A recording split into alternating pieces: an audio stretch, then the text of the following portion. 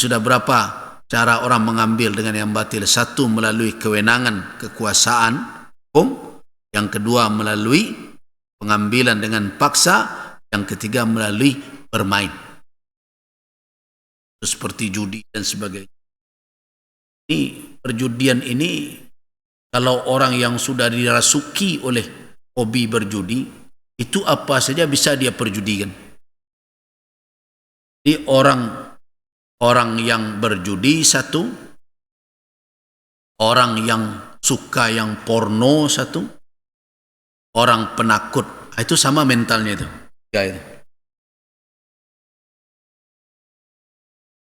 Orang penakut, coba lihat. Daun pisang bergerak, hantu juga nampak oleh dia itu. Mentalnya mental itu.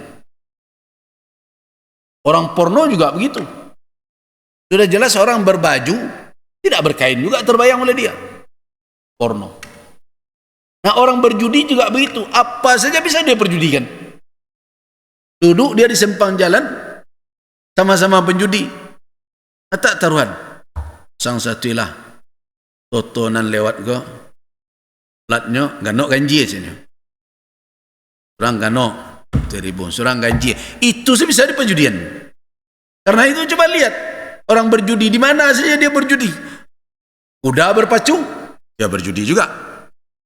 Main bola orang, dia berjudi juga. Itulah otak yang seperti itu, otak yang rusak. Sama dengan orang yang berfikiran porno, apa saja, kesana saja, negatif saja cara berpikir. Sama dengan orang penakut juga begitu. Orang pakai mukena dikirakan hantu gentayangan. Daun pisang bergoyang-goyang, dia lari pula melihatnya itu.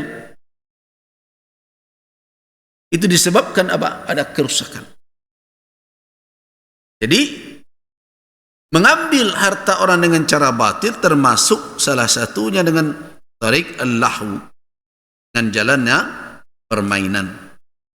Kemudian berikutnya, yang kelima adalah dengan jalan meminta-minta tidak pada tempat yang halal dan tidak dengan alasan yang benar. Itu mengambil hak orang dengan cara batil.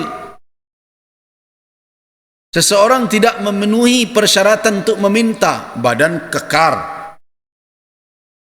sakit tidak. Nah, tapi kemudian meminta sedekah. Halalkah sedekah lil qawiyil muktasib, untuk orang yang kuat yang bisa berusaha, kemudian dia tidak mau berusaha dan menjadikan meminta-minta sebagai profesi? Tidak halal.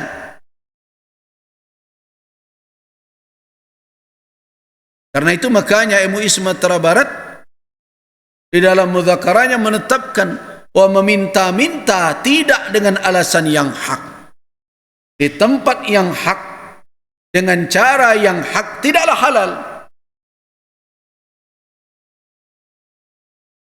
Ya, termasuk masjid-masjid yang meminta-minta di tengah jalan. Apakah itu halal? Tidak halal, haram. Kenapa? Karena tempatnya. Orang yang kuat meminta-minta, apakah halal? Tidak halal walaupun diberi orang. Kenapa? Karena dia tidak memenuhi persyaratan untuk meminta. Apalagi sekarang kalau sampai meminta-minta itu, ada pula orang yang ditanam untuk itu, dan kemudian dijatahkan sekian persen dari penghasilannya, itu adalah penghasilan yang haram.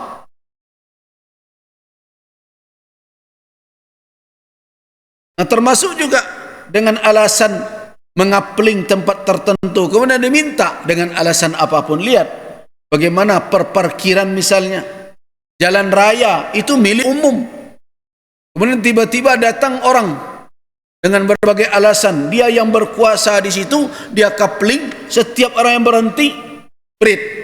Halalkah itu? Tidak halal, haram.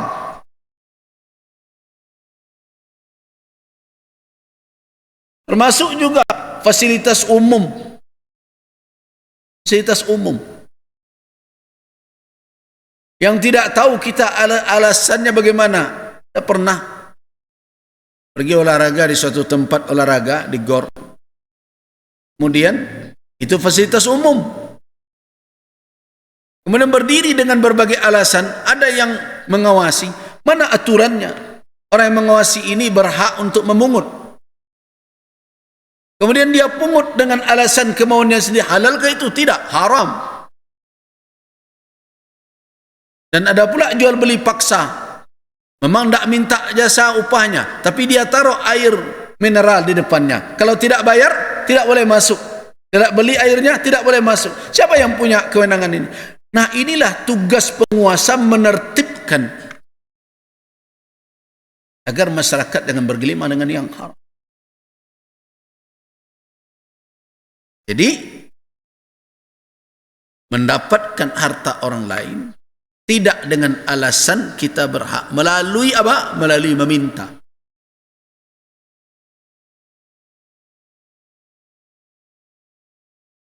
Jadi parkir-parkir liar itu hukumnya adalah haram. Karena tidak ada hak siapapun menguasai hak milik umum untuk mendapatkan keuntungan pribadi. Nah, yang menyedihkan lagi hak orang lain, ya kan?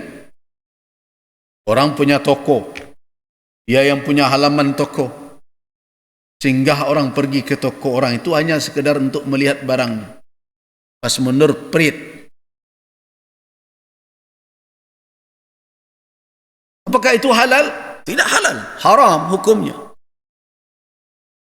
Ini coba bayangkan. Kalau kita jujur ingin melihat bagaimana rupa dan bentuk dari negeri kita ini dengan berbagai aktivitas ekonomi di dalamnya, tidak tanggung-tanggung perbuatan haram di hadapan mata yang tidak dijalankan oleh penguasa, kewenangannya untuk menghentikan hal itu. Sumatera Barat termasuk yang menonjol perkara pungutan liar. Menonjol. Di mana-mana. Kenapa tempat wisata kita itu susah berkembang? Baru seorang Karami ada untuk membuat portal saja. Kerajaan tidak ada. Yang lucu, ada masyarakat yang berusaha di suatu negeri. Dia buat tempat wisata agar orang bisa bermain di situ. Datang. Nah, kemudian setelah ramai, ketika awal tak ada anak satu, calik sajalah. Ketika orang telah banyak, datang saja sekelompok pemuda membuat portal. Lalu lewat kampung kami. Padahal jalan diaspal oleh pemerintah. Nah, orang daripada malas bertengkar dibayar juga. Tapi selama itu apakah yang dikerjakannya ada enggak? Yang sama-sama juga, yang jalan semakin sampik berbagai macam. Halalkah itu? Tidak halal. Walaupun untuk negeri dibuat. Kita kalau mengambil hak orang lain, ada muqabil, ada imbalan yang diberikan. Tidak mengambil tanpa imbalan.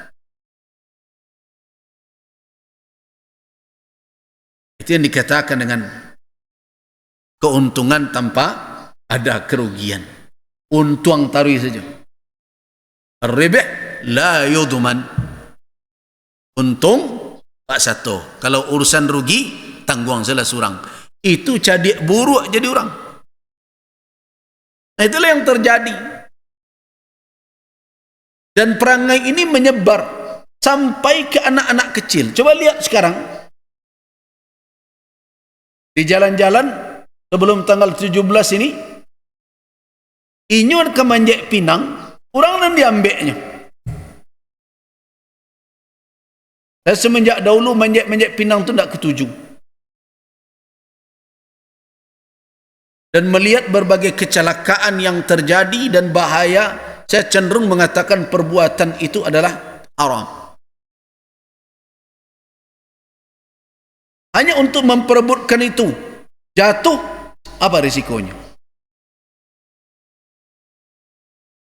Ada yang mati, ada yang patah.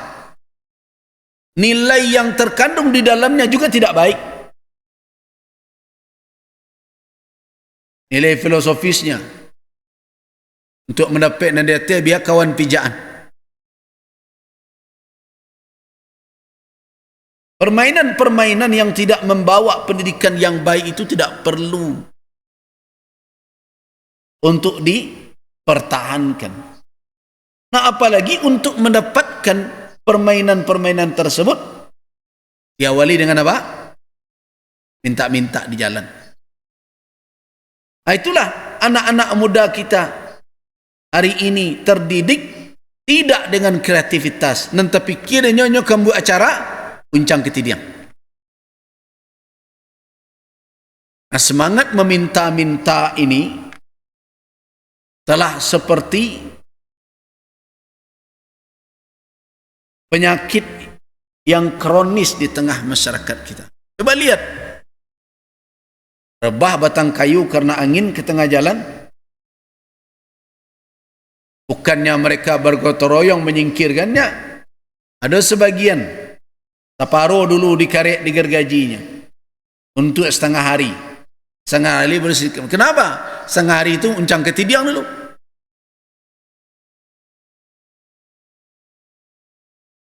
Apakah itu halal? Ya, tidak halal. Ada pula yang aneh. Jalan diperbaiki. Untuk memperbaiki jalan itu, kan ada petugas. Sudah dilelang, ada kontraktornya. Ya. Kontraktor itulah yang bertanggung jawab untuk mengatur lalu lintas selama pekerjaan dia. Tapi anehnya, inyolah digaji untuk itu, hanya minta lan uncang lo ketidiang. Nah, kalau dia tidak mau, datang pula pemuda menolong, uncang pula ketidiang. Jadi yang terjadi hari ini adalah mental mengemis itu menjadi memasyarakat. Nah, tugas kita bersama mengingatkan, jangan tumbuhkan mental jadi pengemis. Jadilah orang yang malu menadahkan tangan. Kenapa? Karena tangan yang di bawah itu jelas itu bukan tangan yang baik. Ingat pesan Nabi, tidak halal meminta-minta melainkan hanya untuk 3 kelompok orang saja. Itu pun bukan sebagai profesinya, hanya sebagai penopang kehidupan saja. Jadi di antara bentuk memakan harta dengan cara batil adalah ngambil harta orang lain dengan jalan meminta yang tidak dibenarkan oleh syariat. Kemudian berikutnya yang keenam adalah mentariq riba, melalui riba dan akad-akadnya. Harta yang didapat dengan jalan riba dan penghasilan yang diperoleh melalui cara riba jelas haram. Jadi kalau mengambil harta orang lain dengan cara jalan ribawi, hukumnya adalah haram. Ada arisan jolo-jolo tapi nomor 1 saya sadonya. Dia anak mendapat boleh ya? Dia anak nomor 1 sadonya, tapi bayilah biar. Nah, apapun dicari alasan, dengan berbagai alasan katanya, yo kan awak adolo biaya untuk menyampuinya. Si hanyur japui. Awak menjadikan profesi namanya itu. Meminjamkan uang orang lain, kemudian kita buat kerjaan yang semestinya bukan kerjaan kita, yang pada prinsipnya siapa yang berutang itu yang datang membayar. Nah, tapi awak buat kerejo, awak nan mungut setiap saat. Tapi dengan catatan lebihkan. Yang di objek yang dibisniskan adalah uang. Kecuali kalau berjual beli silakan saja. Bali modalnya 1 juta, juallah 1,5 juta, tidak ada masalah. Dengan cicil sekalipun boleh. Tapi uang bukan komoditi. Uang bukan komoditi. Di dalam Islam, uang hanya berfungsi 2, yaitu sebagai nilai tukar, sebagai standar nilai dan sebagai alat tukar. Jadi 2.